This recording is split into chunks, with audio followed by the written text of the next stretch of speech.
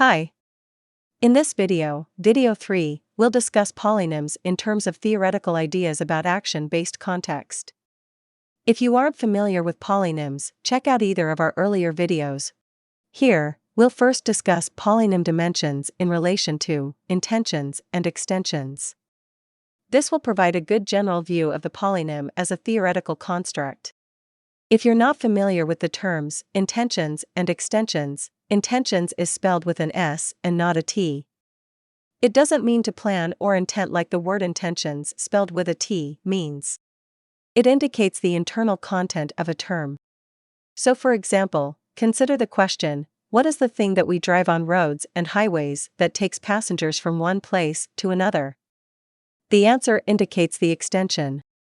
The intentions are in your mind, but you can go out to the street and say, right there, that's a car, or that's a bus, that's what I'm talking about. We typically organize categories of the world in terms of intentions and extensions. Dimensions are more instrumental as opposed to being what's fundamental in the world. So we can think of dimensions as the strategies, intentions as the properties, and extensions as the entities.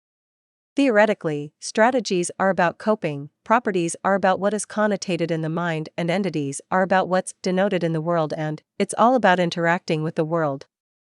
Intentions and extensions are about how properties add up to create context and to denote things. Dimensions are more about how properties are subtracted. With dimensions, we simplify and generalize as the property details are removed or maybe just fall away. But the dynamic sense still remains. Theoretically, the dynamic sense minus the original properties become a general organizing structure. For example, consider the sentence, the news of the merger hit them all like a brick. Of course, the situation has nothing really to do with bricks. It has to do with the merger and how they all felt about it.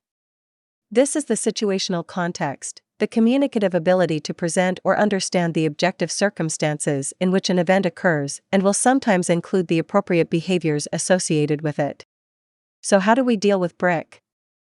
Here, brick is obviously a metaphor. It's really not part of the situational context.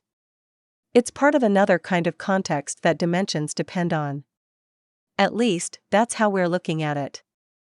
We call this other kind of context the dynamical context. It's about the way polynym dimensions of an idea set net tie in together to target a way of understanding something belonging to a particular situation. Here's our standard definition for the dynamical context. A situation resonates with a pre-existing psychology, a predetermined expectation for behavior within that situation, and produces a synergy response reshaped for the moment. So this is the context we find brick in. There is no need to go into all the properties that define a brick. Brick simply describes the weight of the emotional impact.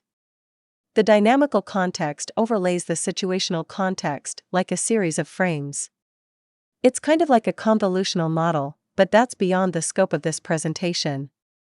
To find more information on the dynamical context, go to buildintuit.com. Theoretically, intensions and extensions deal more in terms of the situational context. To show how it all works together, we'll begin with the situational context. Here are a bunch of intentions, a bunch of actual parts.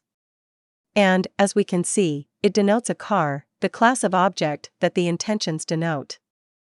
This includes an entire class of extensions. So we can say that plane, that train, that car are all used for transportation. Now there's a topic about our actions, things used for transportation. A discursive relationship is found between the situational context and the dynamical context, to which we can then apply a broader topic that can tie it all together. To be clear, we mean discursive as normal digressing from a subject to another subject. It is very much an active and normal mode in human discourse. Identifying the basic domain is simple in this case. Transportation is about overcoming space. So in a discursive manner, we can find a relational topic. Transport geography. Dimensions are about our interactions and goals. And that's where we find transport geography. It's a subdiscipline of geography concerned about the mobility of people, freight, and information and its spatial organization. The focus is on constraints and attributes related to the origin, destination, extent, nature, and purpose of movements. Here's a basic polynym for transport geography. It's in the area of geography, and it has the relational function and the source and 5 dimensions. And here's another one for transport geography. It's actually in the area of transport geography.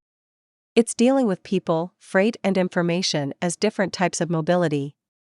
The next one in the area of transport geography is called spatial organization.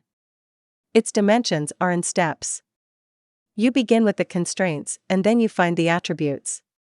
And finally, in transport geography we have movement, and the dimensions are origin, destination, extent, nature, and purpose. All parts of movement. We call the practice of collecting and organizing polynym dimensions nymology. Names are given specific constraints in terms of dimensions that apply to our interactive goals with the world, where intensions and extensions are about those things that are actually in the world. Polynyms are about the lens we put on those things.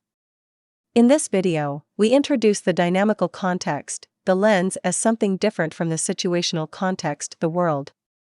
Again, polynyms are about ways to view our goals and interactions with the world.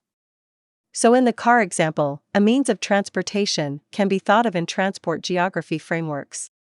The dynamical context is about interacting with the actions that we have already experienced in everyday life. This is our dynamic sense. The way we see it, dynamic sense provides the basic constraints that shapes human communication. It is very much a process of intersubjectivity, and we see it as a basic factor behind the intense cooperation that we find in human nature. It's how we communicate with the sense of change that underlies the empathetic awareness of basic human goals. So, in summary of the series, we introduce a method to acquire sets of conceptual relations in a format of dimensions.